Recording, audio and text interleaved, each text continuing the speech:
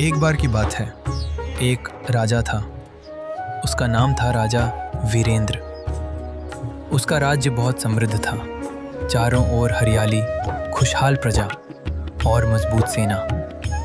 राजा वीरेंद्र एक समझदार और न्यायप्रिय शासक था, लेकिन उसके अंदर एक कमी थी। उसे अपने फैसलों पर बहुत घमंड था। वो सोचता था, मैं जो भी करता हूँ वही सही होता है, मुझे किसी की सलाह की जरूरत नहीं। दरबार में उसके मंत्री, सैनिक और विद्वान उसे सलाह देते, पर राजा अक्सर उनकी बात को नजरअंदाज कर देता। महाराज, पड़ोसी राज्य से संधि का प्रस्ताव आया है।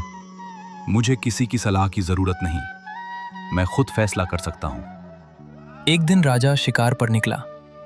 जंगल बहुत घना था, पक्षियों की आवाजें, पेड़ों की सरसराहट। तभी अचानक एक हिरण तेजी से भागा। राजा ने तुरंत तीर चलाया, लेकिन तीर हिरण को नहीं लगा, बल्कि एक पेड़ से टकराकर वापस उछला और राजा की उंगली में लग गया।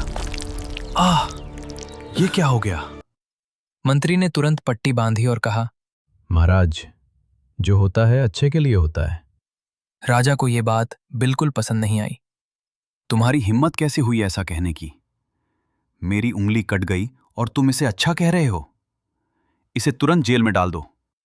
जैसी आज्ञा। और याद रखिए, सब अच्छे के लिए होता है। राजा और भी चिढ़ गया।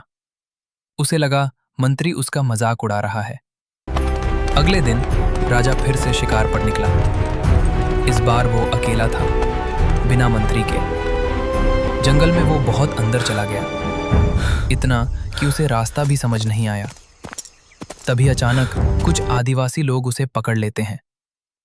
वे लोग एक देवी की पूजा करने वाले थे और उस दिन उन्हें एक इंसान की बलि देनी थी। इसे पकड़ो।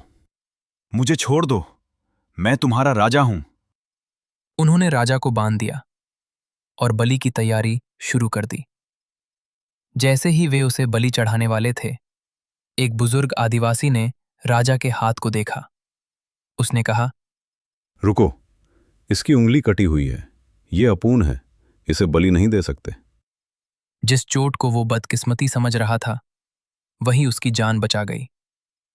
यहीं खत्म होता है भाग 1। अब आगे क्या होगा?